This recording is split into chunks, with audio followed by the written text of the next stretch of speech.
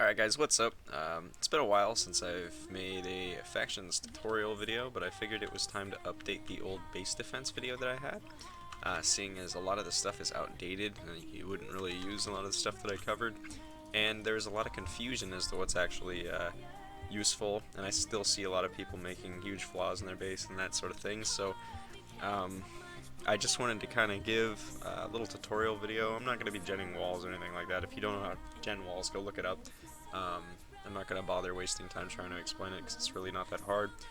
But I did want to go over some basic defenses that are more anti-harassment and anti-damage than anything else, and just make it so you'll have an easier time building your base and keeping people from messing with you.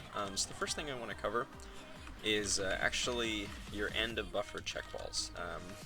A lot of people, and I've actually done this before too, but a lot of people make the mistake of putting just flat sand walls on the end of their buffer, right on the end, so that you can be like 3 blocks away and just set up a one stacker and just shoot them down. And it's pretty easy to do.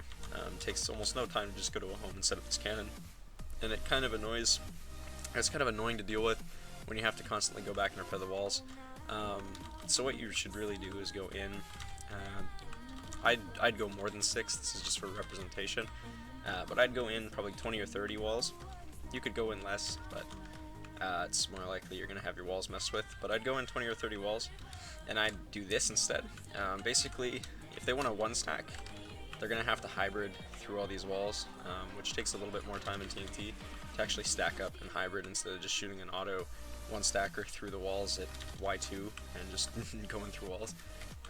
And then they can only take down up to 3 pillars at a time, and if they hit this, only 1 pillar. If you want to make it so they can't hit more than 1 pillar at a time, you can just offset these and move them back.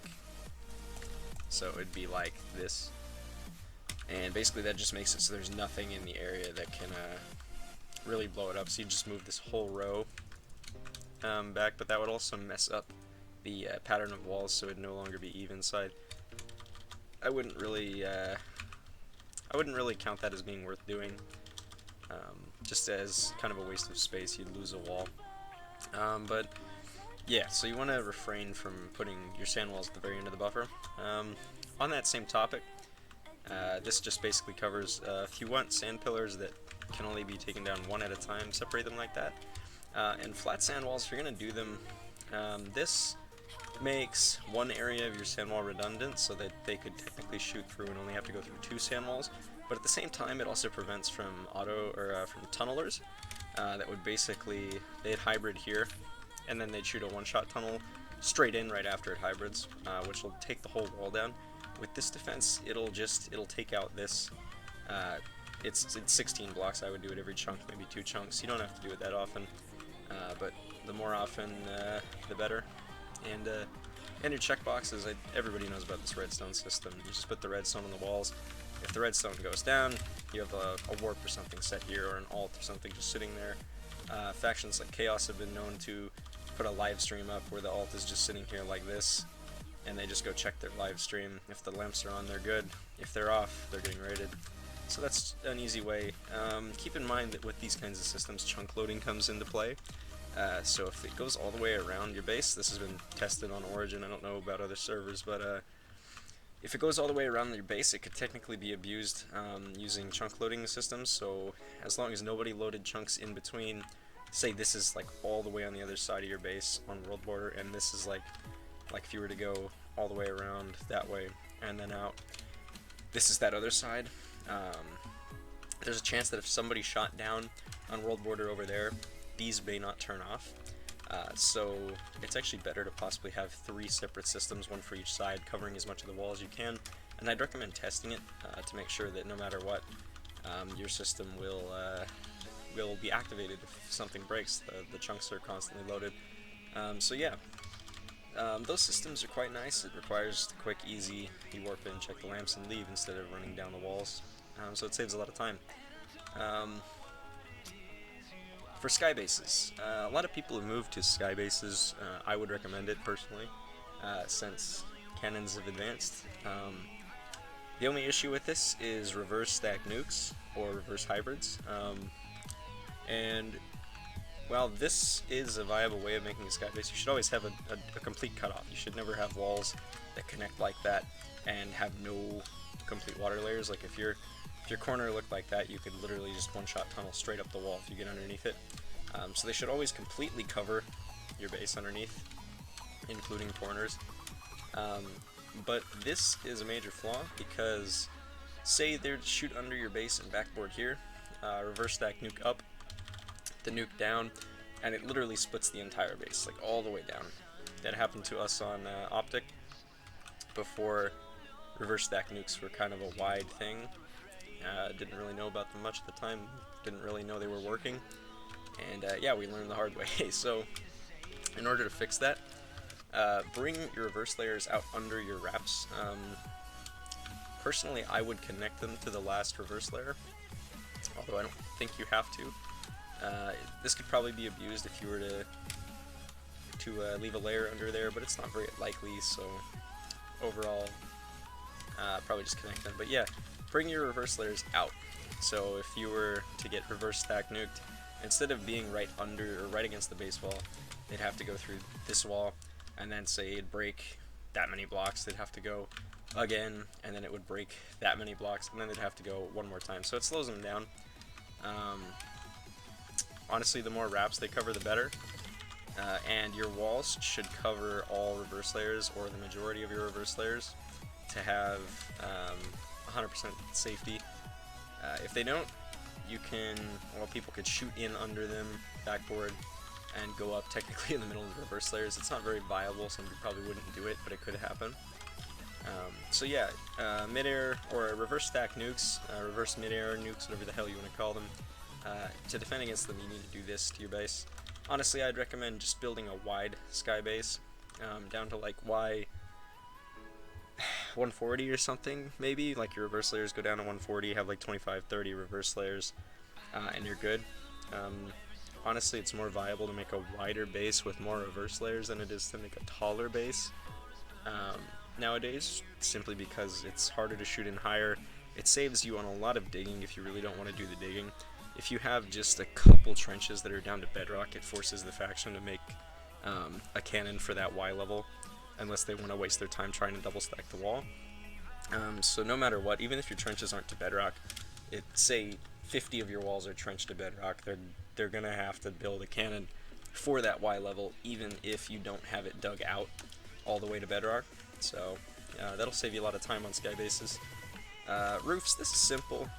It's just a quick little thing. People make this mistake all the time, where they'll go to sky limit, they'll be fine on a roof cannon patch server at least, and they'll build this roof, which is, you can abuse it, either by creeper eggs or landing TNT on the slab. The slab blows up, the roof opens up, and then they can start shooting in. So avoid that. That's a big flaw that people still do all the time, and that's been happening since Controller 6.0 back in like 2014, I think it was. So same thing with slab roofs, don't ever do them. They're not worth your time, they're not an extra defense. If you're going to do them under the main roof. Do your roofs like this, just flat blocks, nothing special, maybe obsidian, maybe wool, it doesn't matter if you're going to have a roof design, whatever. Just make it full blocks, don't make it anything that can have TNT landed on top, and it's going to blow up. On to filters, I covered this in a video yesterday. Don't ever make double filters, I showcased why, but basically, when you're shooting a hammer, filters are meant to separate, say, you've got TNT and you've got sand. So the TNT would land there, but the sand would fly under. The problem with these is because of the way the physics of TNT, it's never going to really fusion through this block like that unless you have an insane amount of power, or unless you're really, really close to it. What's going to happen is the TNT in the sand is going to drop just a little bit, so the TNT will clip on this one pixel right here on the block. And it'll just act like a full block, so instead of having the TNT there and the sand there, you'll end up with the TNT there and the sand right there, and it'll just full stack and hybrid just like normal. So do not build double filters. Triple filters are the way to go, or triple slab filters if you feel that you need to do that. These are hard to get through, but not significantly harder than these. You just gotta get a bit trickier with your barrel. On the same vein of anti-harassment, moving away from the filters, these are a good beginning of map starter to build all the way around your buffer on the very edge. So say this is the edge of your buffer. You'd have 1, 2 for sponge, and then this would be wilderness. So you'd build them 2 blocks back so that the water is 2 blocks back. And then the point of these is when factions try to scatter walls, they're looking for a big gap to do a lot of damage. With these, the benefit of them is basically if they were to hybrid this pillar here, it's not going to go through more than one. They're only going to have a 1 block gap to shoot scatters through unless you were to backboard, nuke these pillars out, and then get rid of this pillar here. But at the very most, with 1 cannon, without moving the barrel or without having a floating barrel, you're only going to be able to go through a maximum of 3 blocks, which only gives them 3 blocks to scatter, which they could still do a significant amount of damage, but it'll significantly get rid of the amount of damage that your base could sustain. You can do this design with the closer one, like how these sand pillars are laid out, but if you really want a lot of protection from scattering, I'd do this. Again, it wastes a wall because of the offset, so normally you'd have a wall there and there. Because you have a wall here, you have to change the pattern or back a wall up so that there's a 2 block gap again, which resets the pattern again. So you do lose a wall by doing that, but overall at the beginning map or the scattering stage of the map, that's a good defense to have. It saves a lot of time and effort if people were to scatter you. Moving away from these defenses, I don't really have too much else to add. I'm not going to cover regen walls or regen filters because they're not a main defense in the actual factions. They're really only used on a handful of servers, such as Cosmic and Horizon was the other one? I can't remember. There's a couple servers that allow regen filters and regen walls, but I don't know much about them. I don't play regen factions. Alright, so moving on from the other defenses, we have a base layout here. I'm just going to go over how you should lay your base out if you really want to be protected from things like mid-airs, left shooters, reverse nukers, things like that. This here is the layout of a base you would have seen around 2014, early 2015, maybe later, when left shooters became kind of a commonplace thing for the larger factions to have. Basically, you just have these flat walls, then you'd have corners, or corner pillars covering the walls, so it was just a wall for the wall on the edge, on the corner of your base. And these were great. They would work. People would just gen full buffers all the way down to the end, and it would cover the first 20 or 40 walls, which was good for a while. And the left shooters couldn't really bypass them. But then mid-airs came out around the end of Controller 7.0. I think it was early 2015, maybe, which would basically enable, instead of having to go through these pillars or these walls, you'd shoot in between, and then mid-air without a backboard, you'd stack sand right there. And then you'd have a left shooter set up somewhere else where you'd just backboard off of that and shoot into the base. And so with this, if you only had 2 wraparounds and then flat walls and corners, they'd only have to left shoot through technically 3 walls because of the base wall. So it was a big deal. It changed a lot of how base work had to be done. And so the first defense that people came out for that was extendeds. And all those did is really cover... they just covered the corner pillars, made it so that if you wanted a mid-air, you had to go through all this, but at the same time you also did have left shooter defenses, and that was great, but you still had open walls here when left shooters kind of advanced and adapted to them. You still had these open walls that didn't have any protection that you could just shoot into and backboard, and that was an issue. So factions adapted, and really the truly safest way to build a base now is just solid wraparounds, and this is why I think that you should have a sky base nowadays, is just because that amount of work. You're looking at a 20 by 20 or a 20 by, yeah, you're looking at a 40 by 20, 40 plus whatever your base radius is, dug all the way to bedrock, and that's only if it's a world border server. If the server doesn't have world border bases, that's a 40 by 40 or a 45 by 45 if you have a 5 by 5 in the middle. So that's a lot of chunks to dig, especially when you don't have a ton of members, you're a smaller faction. So I'd really recommend nowadays building a sky base with a lot of reverse layers and a lot of sand walls to cover the bedrock. But even nowadays, with all these wraparounds, you should still, if you really want to be protected, you should still have a small amount of corner pillars, maybe 30 wraps off of the main base or something. Maybe not that many, but corner pillars still are a viable defense. I would just mix wraparounds with them. Some people go 50 wraps off their base and make a cactus farm. That's viable too. Most people aren't gonna try and shoot in 120 walls and then right or left shoot. It's just not time efficient. You're gonna just straight shoot with an auto or something nowadays because it's just faster. Also with this, you should never have sand walls.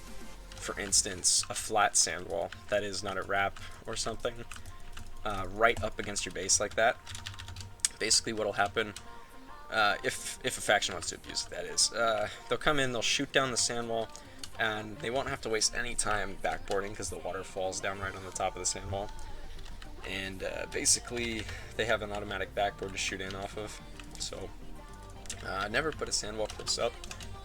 And honestly, I think that's about it. There is a defense I wanted to show people. Since nuking is kind of commonplace nowadays near mid-map and people start to get kind of bored, what I've taken to doing is around Y 100, 160 something, I don't know. You need to alternate them, but you put these slits in. Basically, you'll have, so you have these two walls.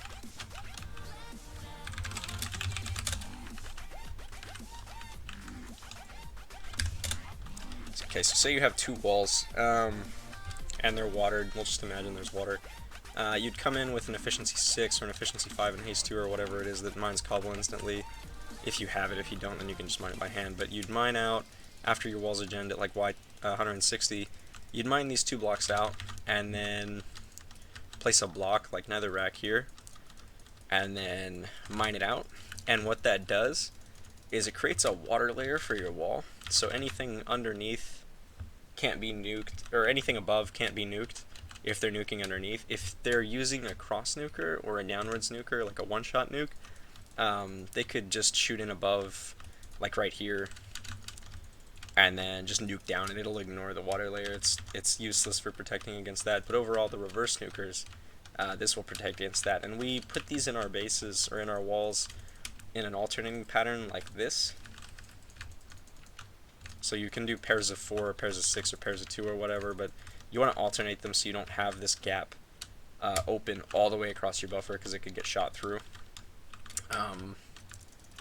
But yeah, if you want to protect against reverse nukers, that's the way to go. Other than that, I think I've touched on most defenses, most mistakes that I see people make, and given a couple examples of how to prevent from harassment. So hope you guys enjoyed the video. Maybe I'll make another base tutorial video if I missed something. I don't know. Hope you guys enjoyed it. Like, subscribe, and for Origin, I may be doing some kind of Let's Play or commentaries or something, but it's not going to be, I'm not going to promise anything. I'm not going to promise it's going to be consistent. Thanks for staying sub to the channel or whatever. I do a lot of stuff nowadays, college, friends, stuff like that, so I'm not as active as I used to be as far as YouTube and stuff. But thanks to all those who have stayed subscribed and stuff over the last couple years or whatever it's been.